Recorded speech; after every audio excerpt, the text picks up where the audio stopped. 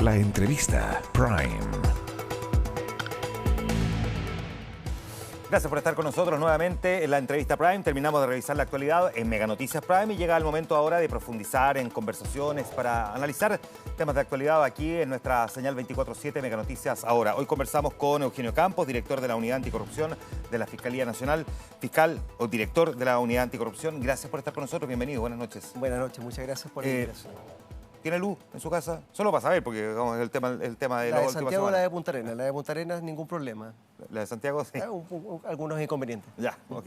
Este es un problema que se ha convertido en cotidiano e indignante, ¿no? Hay varios temas que han estado sobre la agenda en, digamos, el último año y que preocupan y que tienen que ver con episodios de corrupción y, por lo tanto, cuando uno va mirando, ¿no?, el mapa, la verdad es que da la sensación de que ya no son siempre casos aislados, sino que más bien esta es una realidad que nos está acompañando hace un tiempo. Voy a partir con esa pregunta general, ¿no? Se suele decir que Chile no es un país corrupto, pero en estricto rigor, cuando uno tiene casos convenios, tiene el caso Hermosilla, tiene los casos que afectan a alcaldes y las municipalidades en general, pareciera que esa frase como que está quedando un poco en el pasado, ¿no? Yo creo que sí. Yo concuerdo con usted desde el punto de vista de poder indicar que si uno hace la comparación, por cierto, es muy simple. Todos los años los números de causas y denuncias por temas de corrupción de funcionarios públicos a cargo de fondos públicos y otros de conductas de probidad han aumentado. O sea, no puedo decir que no, durante el 2021 bajaron, en el 2022 comparado con el otro. Hay una baja, por cierto, propia, no tan solo de delitos de corrupción, sino que la generalidad del tema de la pandemia, por ejemplo, ¿no? Claro. Pero no, la respuesta es absolutamente clara. Yo creo que eso, hasta el mediodía, diría yo, para la gente, ya hablando derechamente, ¿no? Indicar que no tenemos menos casos de corrupción o porque tenemos más mecanismos, creo yo, lamentablemente, en mi modo de ver las cosas, soy como un pesimista informado, del punto de vista de decir que tenemos más casos de corrupción. Por cierto, hay más canales para poder denunciarlo, hay más detección y más denuncia, pero han aumentado. Y han aumentado, ¿por qué? ¿Qué cosas han generado que hayan aumentado? Que las fiscalizaciones se están quedando un tanto en el pasado, los mecanismos para fiscalizar sean más bien anacrónicos, que hay más osadía al momento de cometer estos episodios, se han creado mecanismos nuevos para poder defraudar.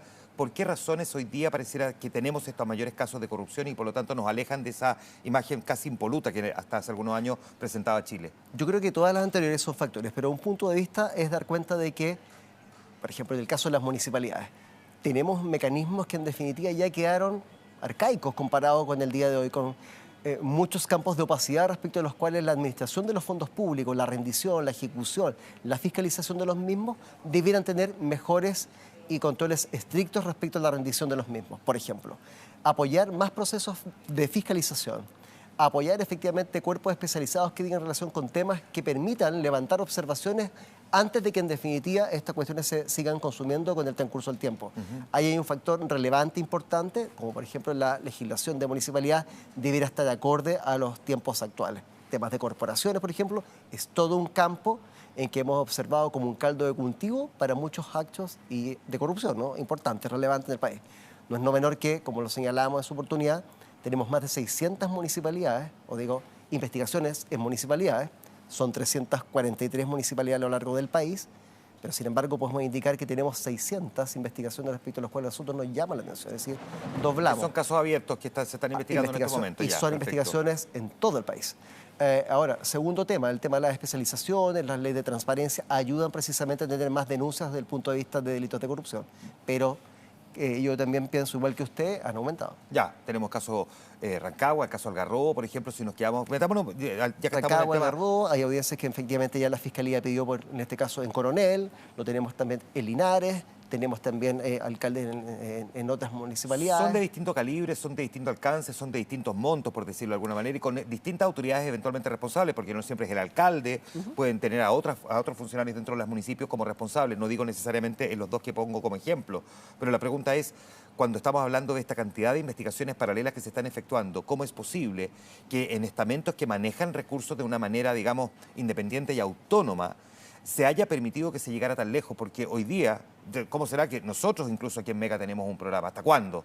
Donde descubrimos efectivamente autoridades edilicias vulnerando la ley. ¿Por qué se produjo en el caso de las municipalidades, a diferencia de otros estamentos públicos? Yo creo que en el caso de la municipalidad se da con el tema de la oscuridad respecto al manejo de los fondos, la ausencia o muy poco control respecto a la ejecución de los mismos. También, ¿por qué no decir la capacidad de la gente de que trabaja o que pudiese efectivamente ejercer más control de los dineros respecto de los cuales está administrando? Yo creo que ahí es un foco relevante e importante donde hay mucho que aportar, no tan solo respecto de lo preventivo. Y el segundo punto es la fiscalización.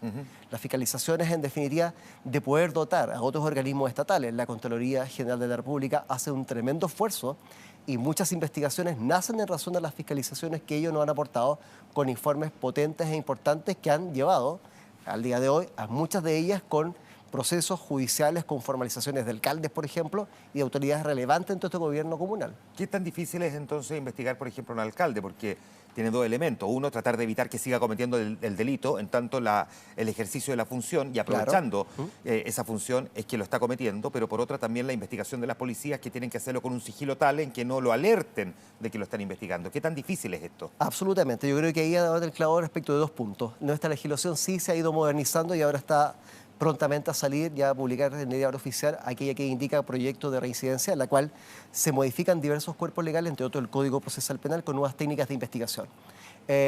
Todos los delitos, particularmente aquellos funcionarios que se cometen al interior de las municipalidades, pueden estar asociados precisamente a otras figuras penales, como por ejemplo el lavado de activos. Ahí tenemos algunos mecanismos que nos permiten una mejor eficacia y eficiencia de la persecución penal, ¿no es cierto?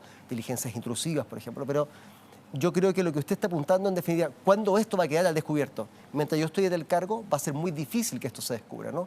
Es ahí que también tenemos que mejorar los controles preventivos que nos permitan poder hacer investigaciones con un mayor rigor y una mayor oportunidad como requiere la gente en cuanto a poder tener mayores antecedentes. Lo que no quiere decir que no se puedan investigar, por favor. No, por cierto, se entiende. Ahora, tomemos algunos casos como ejemplo, porque quizás el más emblemático que hemos tenido durante este año ha sido el caso de Daniel Jadwe. Déjeme partir preguntándole respecto de la crítica que el propio formalizado ha generado o ha esgrimido hacia la propia Fiscalía Centro Norte, que lo mantiene además en prisión preventiva. Se ha autodenominado un preso político, hay figuras de la política que dicen que está preso en realidad por defender a Palestina, que hay una persecución en su contra por razones distintas, que además eligió el tiempo para formalizarlo y dejarlo en prisión preventiva justo antes de la elección municipal porque él apoyaba a un candidato que tenía potencialidad de ganar la elección de octubre. ¿Qué le pasa, digamos, a la Fiscalía cuando ve que una figura, además que fue candidato o precandidato presidencial, es capaz de esgrimir este tipo de argumentación frente a un caso que es tan profundo como el que se ha presentado ante la ciudadanía? No hay mejor argumentación que los hechos y que la ley. Y aquí no hay que dar cuenta de que cuando el Ministerio Público toma la decisión de formalizar la investigación es porque hay antecedentes contundentes. Pero que no hay que olvidar que las medidas cautelares como la prisión preventiva, en el caso en particular que usted pregunta, lo decreta un tribunal de justicia. Y ese sedazo del Tribunal de Justicia, los antecedentes serios, claros y contundentes que ha dispuesto el Ministerio Público, no tan solo ante un juez de garantía, y no tan solo en una, sino que en varias oportunidades en que se ha discutido la mantención o no, en la cual, por cierto, se ha mantenido, ha pasado incluso la revisión de tribunales superiores como la Corte de Apelaciones de Santiago, en la que en todas las ocasiones, por unanimidad, ha mantenido y ha establecido que hay antecedentes claros, serios y ciertos. Los tiempos del Ministerio Público son totalmente distintos a los tiempos parlamentarios, a los tiempos de elecciones, políticos. En la medida en que el Ministerio Público tiene los antecedentes, nosotros vamos a hacer lo que nos corresponde hacer. Ya, ahora, otro de los argumentos que se ha esgrimido, pero que escapa, por cierto, a la Fiscalía, es que tengamos a figuras edilicias que cumplan medidas cautelares diferentes, como es el caso de Katy Barriga versus Daniel Jadwe, una con arresto domiciliario, el otro con prisión preventiva. ¿Cómo mira la Fiscalía también ese debate que se genera, que no depende de ustedes porque finalmente quien le asigna la medida cautelar es el juez, ¿no? Exacto. Pero ¿cómo miran ustedes esa diferencia donde también se tiende a politizar el debate? A ver, respecto de la pregunta en particular, si uno compara la situación de que sucede, por ejemplo, con el señor Jadwe, con la de la señora Katy Barriga, respecto al procedimiento, ambos se encuentran formalizados. Pero no hay que olvidar que en ambos casos el Ministerio Público siempre tuvo la convicción de solicitar la medida cautelar de prisión preventiva porque consideraba que era la idónea para el caso en concreto. Ahora, ¿quién resuelve? Como bien señaló, en un caso se dispuso y se otorgó por el tribunal, en otros, si bien es verdad, se acreditaron, al menos en ese estado procesal, la existencia de los delitos, el grado de participación, pero estimó otros factores para establecer una medida cautelar distinta. ¿Orada daña de alguna manera la imagen de la Fiscalía cuando aparecen estas argumentaciones políticas señalando que aquí hay intereses distintos al de un esclarecimiento de la verdad respecto de eventuales o potenciales delitos? Llevo más de 22 años trabajando en el Ministerio Público. Estamos acostumbrados a este tema de comentarios. Nosotros litigamos Ya. ante los tribunales de justicia. Déjeme preguntarle a propósito del caso de Katy Garriga si su marido, el diputado Joaquín Lavín, es objeto de interés por parte de la Fiscalía. Cualquier persona que pueda participar en un hecho que reviste carácter de delito, por cierto, es que es un interés importante para el Ministerio Público. Nosotros no descartamos ni afirmamos cualquiera de las personas que pueden estar involucradas fuera de las personas que ya se encuentran formalizadas y imputadas en esa investigación. Ya, perfecto. Lo quiero llevar ahora a otro tema porque la verdad es que de todos los casos que hemos conocido en el último tiempo, quizás el que pareciera tener un entramado más grande, ¿no?, por la cantidad de alcances que puede llegar a demostrarse, es el llamado caso Hermosilla o caso Audios. Pareciera que es inminente su formalización, esta es la sensación al menos que queda después de estos 2 días de declaración que ha tenido el abogado. ¿Qué importancia tiene para la Fiscalía las declaraciones que ha prestado el mismo abogado Luis Hermosilla en la jornada de ayer y hoy? Tal como lo señaló el fiscal nacional Ángel Valencia, es una diligencia más dentro de un proceso que se está realizando, ¿no? Porque las veces que ha declarado fue en calidad de testigo en una arista, Claro. y ahora hasta ahora en calidad de imputado. Por cierto, hay investigaciones que eventualmente se llevan en su contra. No hay que olvidar que hay querellas del Servicio de Impuesto Interno en algunas de ellas, en algunos casos. Hay también una querella respecto de este episodio de caso Audios denominados del Consejo de Defensa del Estado. También estamos cumpliendo las diligencias de rigor. Es un caso relevante, por cierto, es un caso importante, por cierto, como todos los de corrupción nacional y de comunicación nacional que nosotros llevamos, que estamos a cargo también de las investigaciones y que apoyamos a cada una de las fiscalías. Este es un caso también, por cierto, en particular, ¿no? Por tanto, se está realizando todas y cada una de las diligencias y una de ellas precisamente es la declaración que se está tomando. Ahora, si la declaración es o no importante, eso lo va a indicar el mérito de la investigación, que todavía es incipiente. Ahora, su abogado defensor, que a todo esto además es su hermano, Juan Pablo Hermosilla, ha planteado que él ha cometido errores, no delitos, como por ejemplo haber dicho, y que se escucha en ese audio, que estaba buscando juntar plata en una caja, digamos, o hacer caja, para pagar coimas, digámoslo así, ¿no?, a funcionarios de la Comisión para el Mercado Financiero y del Servicio de Impuestos Internos. Que decirlo no necesariamente es haber cometido un delito. ¿Cómo mira la Fiscalía respecto de este punto en particular? Bueno, es la opinión de un abogado defensor respecto de su propio representado defendido. Nosotros también conocemos muchas personas que han cometido errores, pero también cometen delitos. Ahora, pero una cosa es que efectivamente yo diga que voy a juntar plata para algo y que efectivamente la haya utilizado para eso. Y hasta ahora se ha demostrado que se haya utilizado esos recursos u otros en pagarle a funcionarios de la Comisión para el Mercado Financiero o el Servicio de Impuestos Internos. Es material de la investigación, por cierto, y la cual no me puedo indicar detalles de la misma, pero estamos tranquilos respecto a la investigación acabada y detalle que lleva la Fiscalía Regional Oriente. Ahora, también el cuestionamiento es por qué Luis Hermosilla, después de todo el tiempo que ha pasado, todavía no ha sido formalizado. ¿Cómo se responde a esa pregunta? No, esta pregunta tiene una respuesta muy importante, ¿no?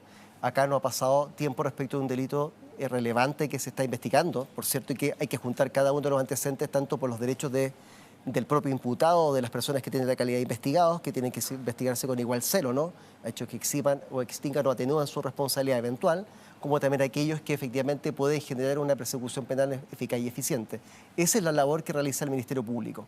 Si los tiempos se tienen que demorar, yo creo que en este caso no han pasado más de 8 meses desde que el Ministerio Público aproximadamente tomó conocimiento de estos antecedentes y ha hecho diversas diligencias de investigación. Hemos visto cómo diversas aristas también se han desprendido de esta misma investigación y, por tanto, ante esa pregunta, el Ministerio Público, reuniendo los antecedentes, pedirá lo que en derecho corresponda en su oportunidad a los tribunales de justicia. Porque la sensación que tienen algunos, no pocos la verdad, y no sé qué opinión tendrá al respecto, es que se dice que Luis Hermosilla es un hombre que maneja demasiada información, extremadamente poderoso, y que están cayendo los de alrededor suyo, pero que él no, y que probablemente nunca caiga.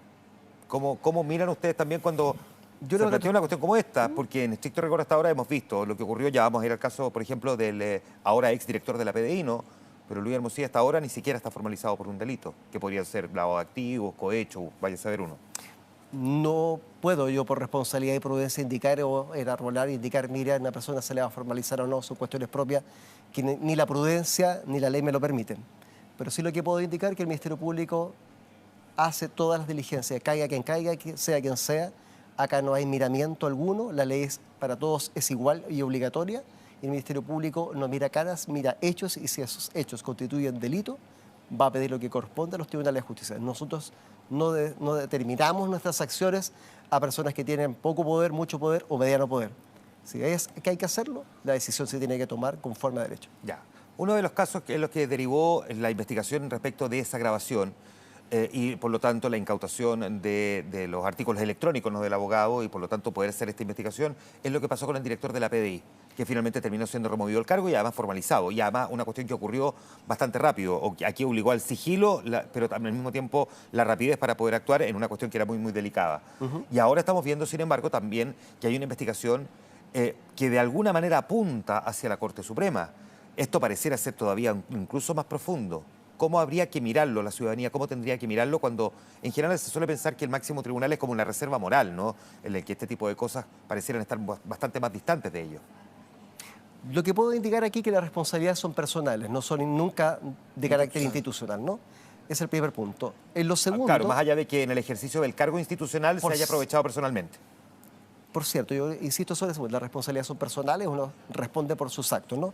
En segundo término, la excelentísima Corte Suprema es un poder del Estado respecto al cual tenemos absoluto respeto. El Ministerio Público es un organismo autónomo, no me corresponde a mí ni calificar ni para bien ni para mal los actuar, corresponde precisamente a esa institución y todo lo que tiene que realizar. Ahora bien, me quiero citar respecto a las responsabilidades son personales, cada uno deberá responder de acuerdo al mérito de las investigaciones caso a caso. Ahora, ¿cuánto de lo que hemos visto hasta ahora pone en entredicho eventualmente, por ejemplo, el nombramiento de jueces? Porque esto puede ser una discusión de características políticas también, pero inevitablemente tiene un componente judicial. El Ministerio Público está atento, está mirando lo que está sucediendo. El Poder Judicial es, insisto, un poder del Estado y tiene su relación precisamente ante el Ministerio de Justicia. Hemos escuchado incluso opiniones del presidente de la excelentísima Corte Suprema, al ministro Cordero sobre ese punto, y nosotros no tenemos nada que opinar, sino que quedar como espectadores de lo que se vaya a desarrollar. De lo que se vaya a resolver, incluyendo las eventuales modificaciones respecto del nombramiento, porque incluso la propia Corte Suprema, a partir de este caso, ha hecho sugerencias sobre cómo modificar los nombramientos para darle todavía mayor transparencia y poder hacer un seguimiento respecto de cómo se llegó al nombre que finalmente se propuso. Pero yo creo que efectivamente queda en ese plano y nosotros no preferimos no meter ningún tipo de opinión. Ahora, sí, usted recordaba al ministro de Justicia. El ministro de Justicia, sí, a propósito del caso Hermosilla, hizo referencia a esto, lo dijo en una entrevista que le hicimos en la Radio Infinita hace algunas semanas, como una caja de Pandora, sobre todo por los secretos que se han ido descubriendo a partir del celular de Luis Hermosilla. ¿Es efectivamente el celular de Luis Hermosilla una caja de Pandora? Lo que puedo indicar que ha sido un elemento de investigación que respecto del cual han derivado diversas diligencias del Ministerio Público y que nos ha permitido tener algunas aristas respecto a las cuales se han ido judicializando, ¿no? Ya.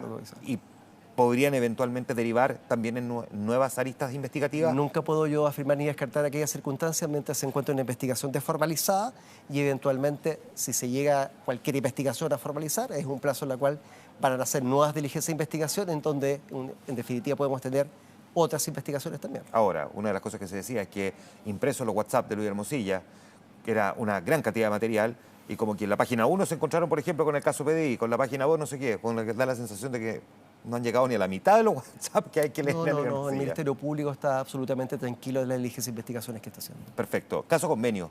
A propósito de corrupción, yo sé que esto debe ser probablemente de los dolores de cabeza para la clase política más relevantes también y especialmente para un determinado sector. Y me gustaría saber qué actualización hay en respecto a una investigación que también ha tenido aristas bien complejas y que en algún momento parecía salpicar, después no, a figuras políticas y de renombre. A ver, es una investigación absolutamente abierta. Comenzamos en junio del año 2023 con una corporación o fundación, más bien Democracia Viva, ¿no? Antofagasta, el día de hoy, por cierto, judicializada, con medidas de gran intensidad respecto a los imputados, algunos privados de libertad, otros con algunas medidas también privativas parciales de libertad. Pero al poco andar, noviembre, diciembre de 2023, nos encontramos con un mundo en que, en principio, analizamos transferencias del Ministerio de Vivienda y Urbanismo, MIMBU, ¿no?, a corporaciones y fundaciones, pero se abrió precisamente otra lista y ahora mucho más grande, que también encontramos al mérito de las investigaciones y conforme a informes, marca la redundancia, ¿no?, de la Contraloría, de transferencia ahora de gobiernos regionales. Así es. Entonces, tenemos el día de hoy alrededor de 14.000 millones de pesos transferidos desde el Ministerio de Vivienda y Urbanismo a corporaciones y fundaciones, pero sin embargo tenemos transferencias de gobiernos regionales a corporaciones y fundaciones por alrededor de 77.000 millones de O pesos. sea, estamos hablando de más de 90.000 millones en Estamos total. hablando de más de 90.000 millones de pesos aproximadamente. Muchos de ellos han generado investigaciones del Ministerio Público. Tenemos alrededor de 100 investigaciones de Arica a Magallanes. Cada una de las fiscalías regionales lleva investigaciones por tema de corporaciones y fundaciones.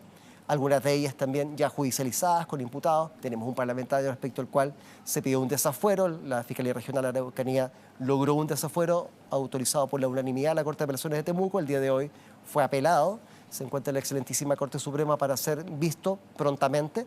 El tema de si se confirma, tenemos toda la esperanza y efectivamente los antecedentes que esto sea confirmado el desafuero. Da cuenta del movimiento y el trabajo y ejercicio que ha hecho la Fiscalía en aquella de sus casos. Ahora, los gobernadores parece que, y yo sé que aquí inevitablemente implica quizás incluso hasta una opinión, ¿no? Pero da la sensación de que los gobernadores se encontraron primero con una gran cantidad de dinero, con una gran cantidad de plata a disposición, pero al mismo tiempo con muy poca fiscalización respecto de cómo utilizaban esos recursos. Esta pudo ser una de las razones por las cuales finalmente derivó en esta gran cantidad de recursos, 77.000 millones, que parecieran haber sido desviados. Bueno, es la justicia la que tiene que determinarlo, pero claro. Hay procesos respecto a los cuales, desde el punto de vista administrativo, con varias observaciones de la Contraloría, ¿no? Que estos informes han generado, a su vez, varias investigaciones de carácter penal. El día de hoy, lo que usted señala, son objeto de investigación. Algunas de ellas, las cuales tenemos antecedentes de que efectivamente constituyen eventualmente algún tema ilícito, por cierto, lo hemos puesto a disposición. Ahora, ¿qué nos hemos encontrado? Tal como dice, poca fiscalización, mucha en definitiva facultad para, y en aquellos otros que han tenido alguna posibilidad de fiscalización, bueno, hemos encontrado correlatos de convenios en los cuales se han ido parcelando, por ejemplo, para quizás, digo yo, el mérito de la investigación, evitar alguna fiscalización, por ejemplo. Hemos encontrado corporaciones y fundaciones de muy poca experiencia, con algunos domicilios respecto de los cuales o giros comerciales que no guardan relación con el objeto convenido. Yo siempre pongo este ejemplo, ¿no? A nosotros nos gustaría, o en general la ciudadanía piensa, que celebrarse un convenio o en general para poder controlar aquellos fondos millonarios que se transfirieron, debieran tener un control. Como por ejemplo, si usted va a un banco el día de hoy a pedir un crédito para fines generales. El banco le va a pedir una carta GAM, esto vamos a hacer en la proyección, si son 100 yo le voy a pasar 20, y esos 20, y si quiere tener más, usted ríndame como ejecutó para poder pasarle. Yo creo que ese tema de control, acá vemos mucha ausencia de ello. Si bien se ha avanzado harto con el caso de Democracia Viva, que probablemente es el que suena como el más emblemático, el que quizás la ciudadanía primero reconoce porque fue el primero que sorprendió y generó indignación, ¿por qué en el caso de Procultura no hay formalizados, cuando además es un caso que pareciera estar presente en varias regiones a lo largo del país? Sí, pero nótese lo siguiente. Cuando hacemos, y este ejercicio lo hice en la Comisión Investigadora de la Cámara de Diputados, en su momento me preguntaron, lo hemos señalado en otras personas. Tenemos particularmente importancia y relevancia con algunos gobiernos regionales, por ejemplo, Araucanía, Los Lagos, en los cuales los montos de transferencias, muchos de ellos objetos de investigaciones, son millonarios, ¿no? En el caso de Procultura, que impacta a 4 o 6 regiones aproximadamente, estamos hablando de transferencias aproximadas de 5.200 millones de pesos. Son investigaciones que estamos avanzando con la Policía de Investigaciones de Chile. Tenemos un cuerpo de oficiales dedicados solo a eso, dedicación exclusiva. Son 81 oficiales, un esfuerzo que ha hecho su director general, el señor Serna, que nos ha apoyado específicamente en estas investigaciones. Y yo creo que prontamente van a tener resultados. Estoy confiado en eso, se ha avanzado bastante. Déjeme llevarlo a otro tema, que también genera un impacto, por cierto. Bueno, casi todos los casos que recaen en investigaciones que tienen que ver con políticos generan, pero este en particular es la muerte del expresidente Sebastián Piñera, que también es objeto de una investigación. Han pasado ya 6 meses, se cumplieron 6 meses de la muerte del expresidente Sebastián Piñera. ¿Qué se puede concluir hasta ahora? ¿O hay algo que se pueda concluir hasta este momento? Hay, primero que nada, ha ocurrido el hecho lamentable, ¿no?, de la muerte del expresidente, del señor Piñera. Se han realizado diversas diligencias, en las cuales están siendo encomendadas por parte de la Fiscalía. El día de hoy se encuentra con un peritaje encomendado a la Dirección General de Aeronáutica Civil, la que por ley, por el Código Aeronáutico, tiene por objeto determinar la causa y origen del siniestro, y a su vez tiene 2 objetivos. Un objetivo precisamente de prevención, para que esta conducta eventualmente no pueda ser cometida en el futuro, no sé, falla mecánica o alguna otra, pero también apoyar en una investigación de carácter penal que lleva el Ministerio Público, ¿no?, si el hecho eventualmente puede revestir o no un carácter de delito. Y en ese aspecto se encuentra el día de hoy con peritajes encargados al extranjero, a organismos especializados, entre otros al fabricante propio del avión, del helicóptero, perdón, como también de algunos mecanismos que nos permitan después llenar esas piezas precisamente de peritajes para adoptar una conclusión. ¿Esos peritajes toman cuánto? Sí, son peritajes de largo aliento, porque son peritajes eminentemente técnicos. O sea, podríamos... Tengo la experiencia, por ejemplo, me tocó investigar el accidente del Hércules, ¿no? Sí. Del 990 en Magallanes, con lamentablemente 38 víctimas fatales. Y en eso son peritajes que duran más de un año. Pueden durar más de un año. Puede eventualmente durar más de un año. Muy bien, pues le quiero agradecer a Eugenio Campos, director de la Unidad Anticorrupción de la Fiscalía Nacional, esta conversación en Mega Noticia Prime. En la entrevista Prime en Mega Noticia ahora, es que me quedan una cantidad de preguntas aquí. Antes, bájeme la cortina, Juanito, un segundito. Déjeme preguntarle porque hay algo que también me parece relevante. Se habla de la necesidad del fortalecimiento de las policías para poder ayudar en la investigación de la Fiscalía. ¿Cuán relevante es para ustedes ese compromiso de fortalecer a las policías para la investigación? Antes de que se nos vaya el tiempo, porque sé que puedo aprovechar un par de minutos. Y le agradezco mucho la pregunta, porque efectivamente ustedes también han dado en un punto relevante, ¿no? Que tenemos que mejorar.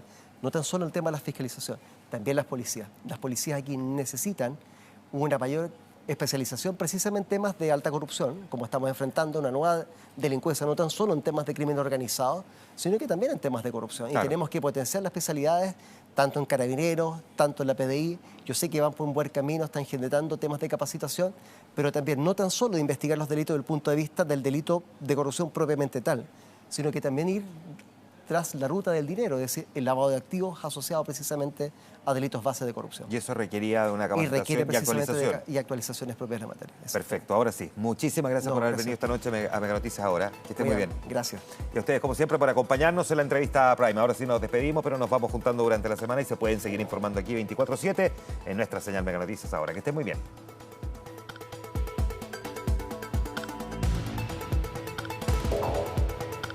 La entrevista Prime.